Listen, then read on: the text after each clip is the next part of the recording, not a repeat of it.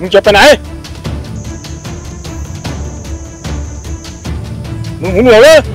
มึงไม่ตอบกูจะไปไหนมึงไม่จำเป็นต้องรู้ที่แน่ๆคือกูไม่ได้มาตามหาองค์บากแล้วกัน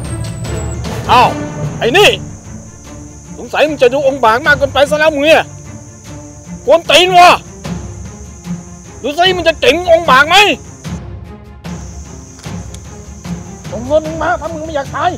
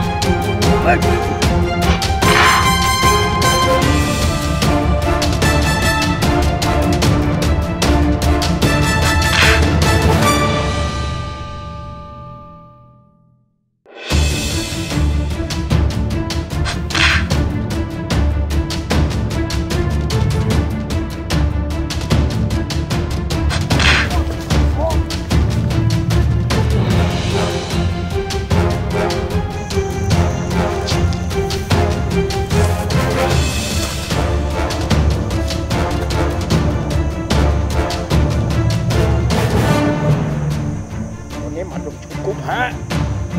วันหน้ามึงเดินหมัดเมากูวางไว้ก่อน